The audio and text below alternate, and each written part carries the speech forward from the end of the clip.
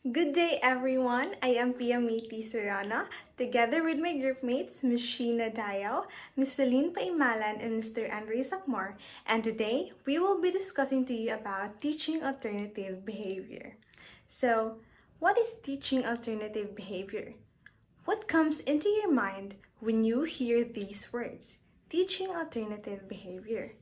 But I'm gonna tell you that teaching alternative behavior is actually a process wherein an individual, a teacher, or someone will teach someone an alternative behavior that is socially acceptable and replace those problematics or ineffective ones. It involves identifying the function or trying to understand the cause of that behavior, and then you are going to identify an alternative behavior that also serves as the same function but it's easier and more efficient. For young children, as a future educator, we have to understand what the child is trying to communicate through their behavior and then offer a healthy alternative. The fourth one is teach and model replacement behavior. Demonstrate the replacement behavior and provide clear instructions on how to use it appropriately. Model the behavior consistently, encouraging the child to observe and imitate the new, more effective way of communication. So as a teacher, we need to teach and model the behavior as well to young children because they easily imitate you. The fifth one is reinforce and encourage. Reinforce the use of replacement behavior with positive reinforcement. Praise, acknowledgement, and rewards can motivate the child to continue using the functional replacement behavior. Consistency and reinforcement is key to promoting lasting change. So, if I'm gonna ask you, as a future educator, how will you teach alternative behavior to children? First, is to identify the challenging behavior. Identifying challenging behavior, defining it objectively and measurable, is crucial for developing a targeted approach to address it, whether it is screaming, hitting, or ripping up a worksheet. Second is we need to understand the function. Identify the purpose of challenging behavior such as attention, task avoidance, or sensory enjoyment to develop a more effective replacement behavior. The third one is select a functionally equivalent replacement behavior. Choose a replacement behavior that serves as the same function as the challenging behavior, but it is socially acceptable. The sixth one is provide support and patience. Be patient and supportive as the child learns and practices their replacement behavior. Offer assistance when needed and create a supportive environment that encourages positive communication. The last one is generalized replacement behavior. Encourage the child to apply the replacement behavior in various settings and situations. Generalization ensures that the new skill becomes an integral part of their communication toolkit.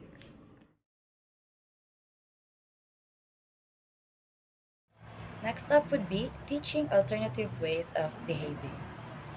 Teaching young children is rewarding but often a challenging experience. Sometimes, kids struggles with behaviors that can disrupt learning and create stress. But there are positive and effective ways to help them develop a healthy social and emotional skills. Let's explore some alternative ways of behaving that can make a big difference in the classroom and in the children's lives. First would be seeking attention. One common challenge is when children need attention. We can teach them to raise their hand. Instead of calling out, children learn to raise their hand to signal if they want to speak. The second one is using a designated hand signal or a visual cue, like a picture card that allows the child to request attention without disrupting the class. By providing clear expectations and consistent reinforcement, children learn to use the alternative behaviors effectively.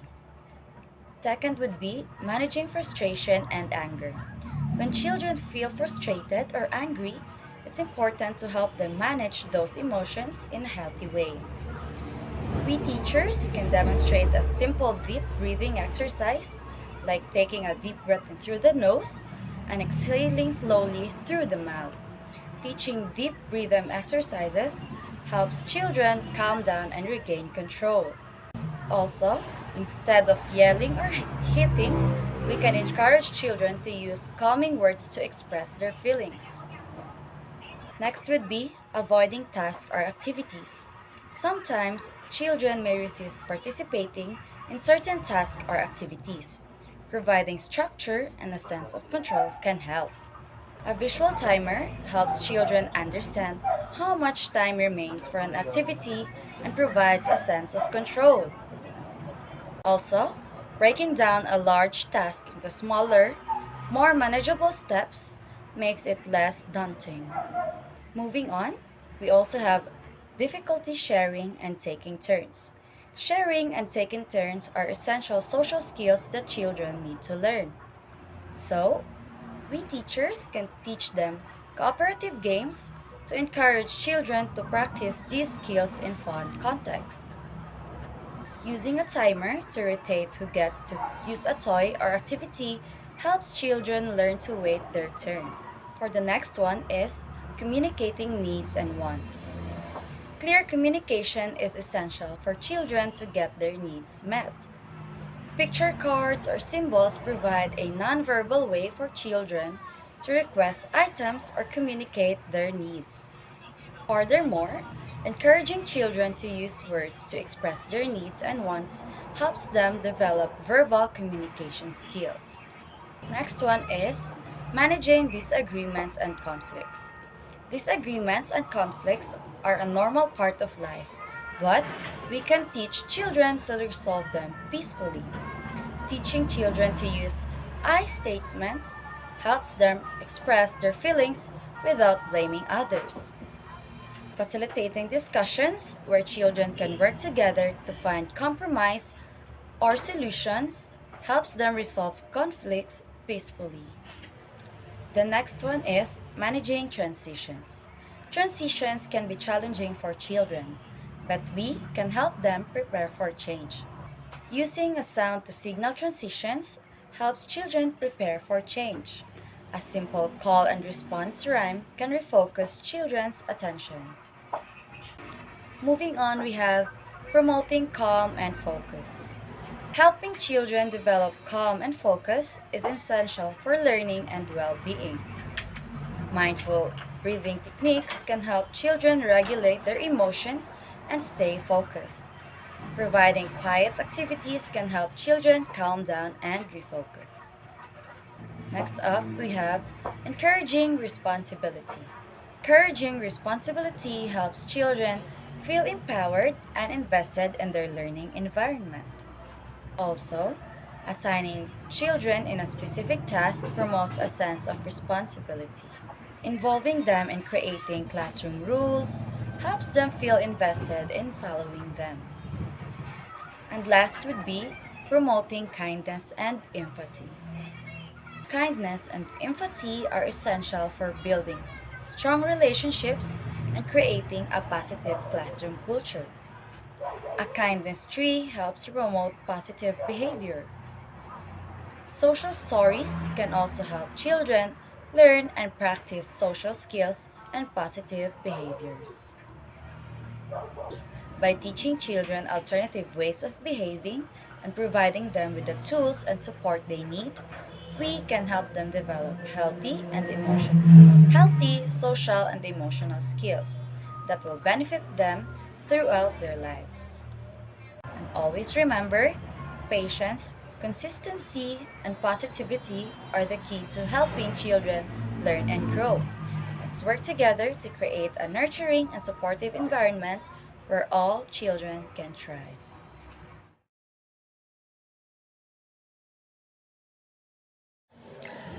What is a social script? Social script or scripted stories, sometimes referred to as social stories, or personal narratives, that are tools that can be used for teaching social skills to children. Just like when you are greeting your teacher in the morning, like you are saying, "Good morning, teacher," or when you borrow a toy, like, "Can I borrow that toy?" And when that someone you asked for that toy said, you can play with a toy. You will then say thank you for letting me borrow this toy. The goal of a scripted story is to describe a social situation that is difficult for the child to understand or confusing, and increase understanding of the situation and provide suggestion for appropriate behavior. For example, one of your learners may ask you, "Teacher, why do we need to go to church every Sunday?" Or why are we going to church every Sunday?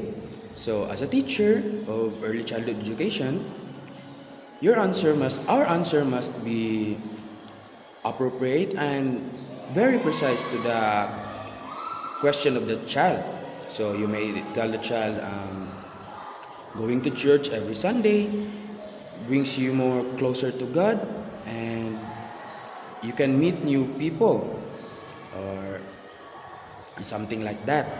And another goal with scripted stories is to support the child in understanding the thoughts, feelings, and behaviors of others. So, for example, a child may see one of his or her classmates that is crying rather.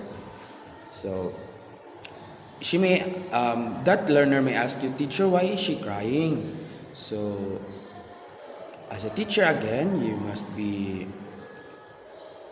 your answer must be precise. So, precise or very understandable for them. In other words, a very simple answer but very comprehensive. So, you may tell that child, that child is crying because maybe she is touched with our story, or something happened in their home. So what we're going to do is let your classmate be, and we'll wait for him or her to be okay. Is that understood? Something like that. Am I understood? Very good. When to use a social script?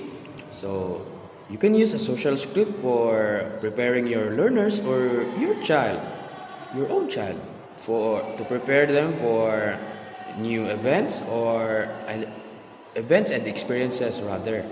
So, for example, I am an early childhood educator, and I am preparing for an art exhibit, and the first thing that I will do is to orient my learners on what they should do on an art exhibit. So, for example, I will tell them that during an art exhibit, you must behave well. You must follow instructions. No running when you are in the art exhibit. And most important thing is that all you can see in an art exhibit is for you to just look at, not to touch them. You'll just let them be and appreciate how beautiful those artworks are. So it's something like that. You can also use a social script to teach positive behaviors on your learners, or if you're a parent, on your own child. And I'll give you an example, and I will relate it to my previous example. So, as their teacher, I will tell them on how to properly behave during and inside an art exhibit. So I will tell them that during an art exhibit, we should always keep quiet, and we should not run or do unnecessary movements to avoid damaging things. And most importantly, all of us should not touch what are those artworks that are being displayed in the art exhibit. All we can do is just to look at them and appreciate the beauty of those artworks that are being displayed. Some, you may tell them that. Another usage of a social script is to teach a new skill. So, for example, um, you are teaching your learners on how to create an origami. So, by breaking the step-by-step process, you can, as a teacher, you can easily teach your learners on how to do the origami. And if a learner is somewhat like left behind, you can always go to your step-by-step process to teach that certain child. So we're done on the usage of a social script. So let's move on creating or how to create a social script. So scripted stories or social script are generally developed for the individual needs of the child. So in doing such, there are three basic steps that we must follow. So the first one, break down a task in a step-by-step manner. So for that step can help you to easily help your learners to understand what is that social script is meant to do. And the second one, select a visual support for each step, so that will increase the child's understanding. So in selecting visual supports for your step-by-step process in your social script, we must always remember that it should always be a developmental appropriate image or visuals for the child or your learners. And then third one, describe each step using the visual support. So all of your visual support must represent what is said on each and every step that you have created on your social script. We are down on the types of social script sentences. So there are a lot of them. Let us start by understanding what are descriptive sentences.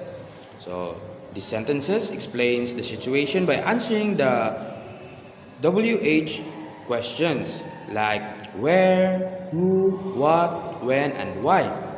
For example, you are doing a storytelling activity, and after doing such, one of your learners asks you, teacher, who are the characters? Where did the story set? And what are the types of characters that are in the story? When did the story happen? And why are the characters in that story looks like that?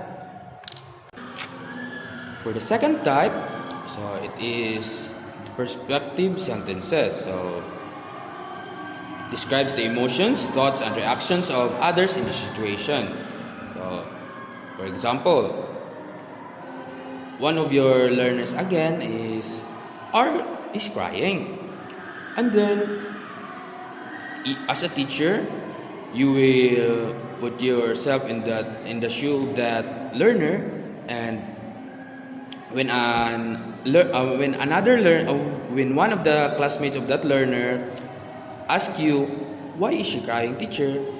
You can answer them by what you can feel or what you have felt when you are empathizing with that crying learner.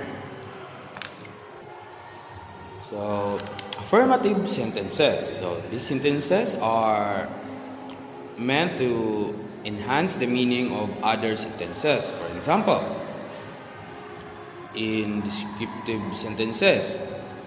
You have answered why you have answered the question of the learner, why do they look like that, teacher? And then you answer them, they look like that because they represent each emotion of a person, something like that. So in doing such, you are telling your learner that it is okay to look like that when you are sad. So in cooperative sentences, identify what others will do to help the child. So in cooperative sentences, it is meant for cooperation. And for the directive sentences, suggest what the child can do. These sentences are stated in a positive way. So, directive sentences, as what we can guess, it is used to give directions or instructions on activities that you are going to give your learners. Another type of a social script sentences are control sentences. So, in this type of sentence, it will help you identify strategies that may help the child to remember on what to do. And in reviewing a social script, so this is done with your learners already. So it should be done on a daily basis so that your learners may remember it, and eventually they will do this as their routine and without the supervision of their teacher.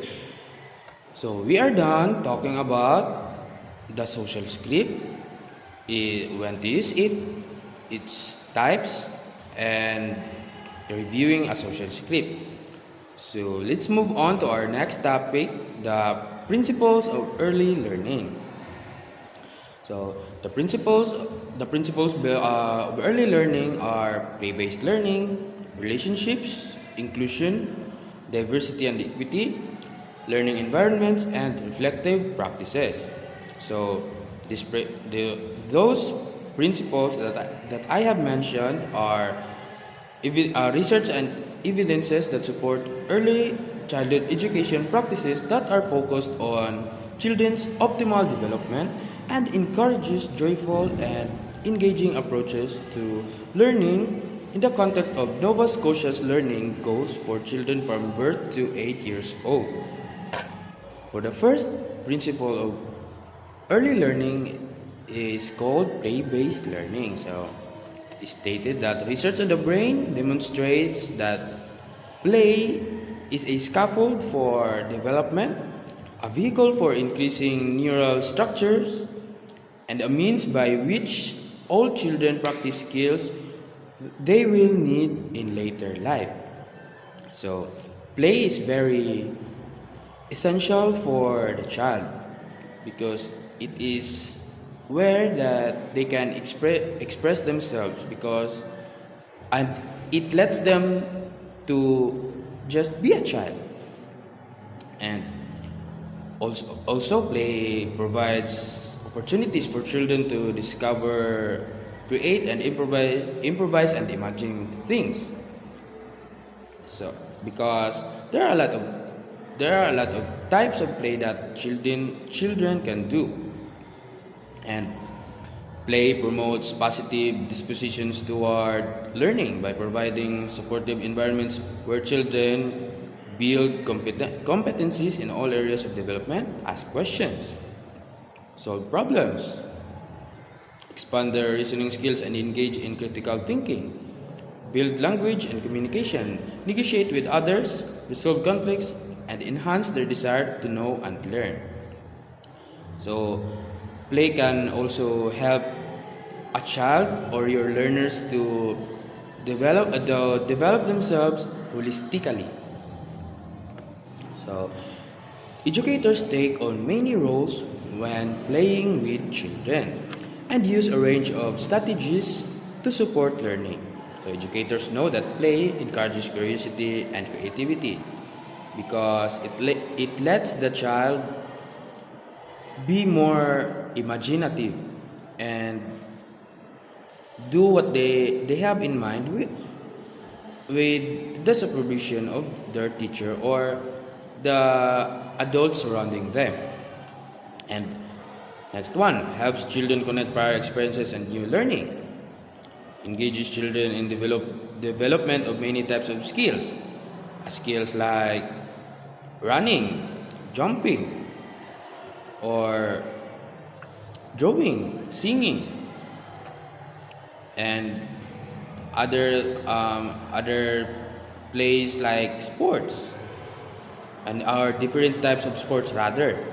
And play also allows children to develop genuine relationships and friendships.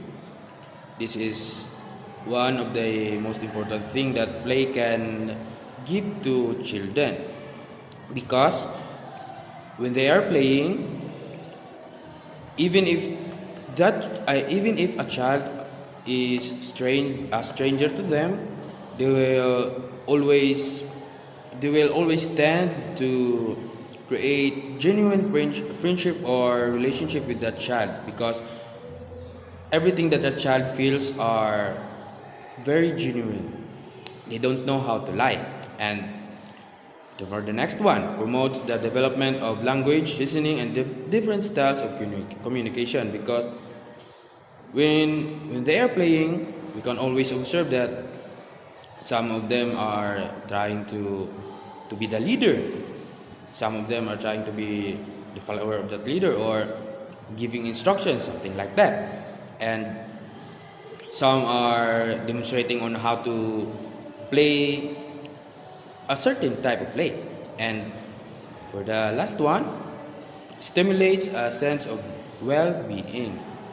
So for this one, they can understand that if they are defeated or they lose a game, it is not the end of the world for them. It is just a beginning for them to improve themselves and win next time. So children move through different types of play in how they interact with others, from solitary to parallel to cooperative play. Literature on the concept of the child's play identifies many different types of play such as sociodramatic play, active play, pretend or fantasy play, rough and tumble play. And we have learned all of the about these things from our previous topic, the previous course rather, the ECE 4, which is entitled Play and Developmentally Appropriate Practices for Early Childhood Education. In early learning, as an early childhood educator in the future, we should teach our learners to respect for diversity because children are belonging to a culture which is not only influenced by traditional practices, heritage, and ancestral knowledge, but also experiences, values, and beliefs of individual families and communities. In other words, every learners in your classroom have different cultural backgrounds, and it is our role as their teacher to help them understand that each and every one of us are not alike and are unique. And also, educators honor the histories, cultures, language, and structures and traditions of families. So, we should also sometimes ask our learners on what are their culture in their families, or the culture that they practice at their home, so that your other learners will understand and will give more respect for their diversity in your classroom. So we are done on the respect for diversity. So here on this one, we are teaching our learners to respect the gender-based diversity because what we already know, gender-based diversity, gender. The word itself, gender, does not always mean that being a boy identifies themselves as a male. So, or a female, a girl don't always identify themselves as female, because there are a lot of genders going around to our world right now. And as their teacher again, the most important thing that we can do is to support them at what they are doing, and do not discourage them be on what they are doing. For example, a boy, one of your learners, a boy, feels that he is a girl on the inside. So, as a teacher, you must explain everything to that child and support him on his journey to self-discovery. So, in early childhood education, it is always embedded there that all children are equal when it comes to learning. So, for this one, in equity, so educators must recognize strategies on how to remove barriers to positive outcomes and optimal development for children.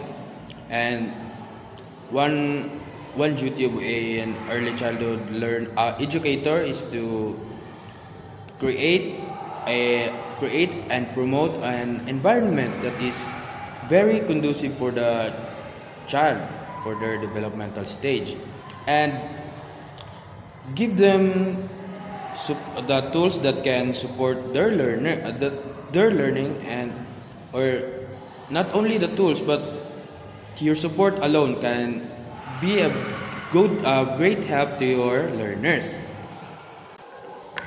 And learning environments. So in learning environments, these are welcoming spaces when they reflect and enrich the lives and identities of children and families participating in the program and respond to their interests and needs. So, for example, to promote the diversity in your classroom,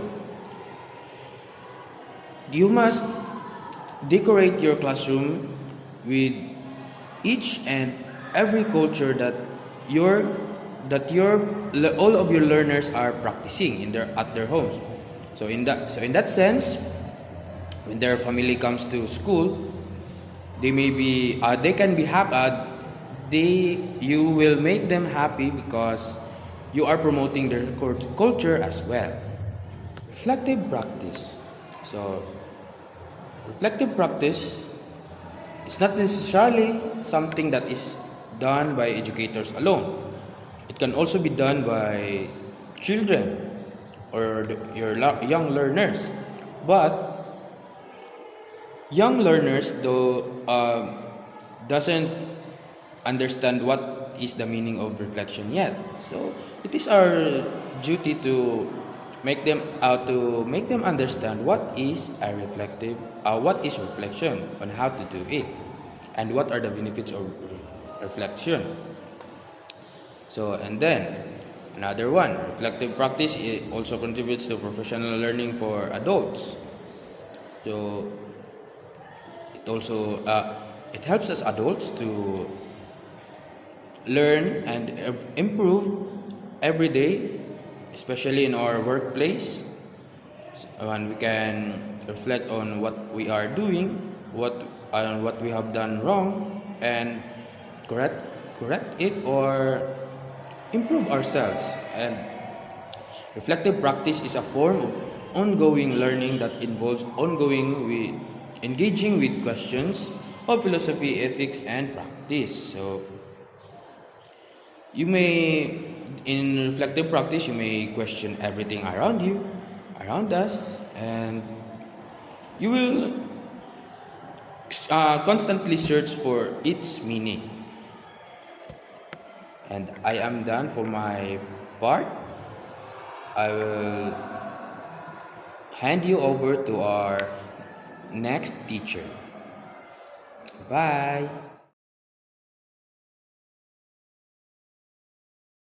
So using timeout properly. So timeout is a behavior management strategy used to address inappropriate behavior by temporarily removing a child from an environment where they receive reinforcement. So this technique helps the child reflect on their actions and reduces likelihood of repeating the behavior by interrupting the reinforcement cycle. So consistency. Timeout should be applied consistently for the same types of inappropriate behavior, ensuring the child understands the connections between their actions and the consequences. So the next one is brief duration. Timeout sessions should be short, typically lasting 1 to 5 minutes for young children to maintain effectiveness without causing unnecessary distress. The next one is calm environment. The timeout area should be a calm and neutral space free from distractions or reinforcing stimuli to encourage reflection without added stimulation. The next one is clear expectation.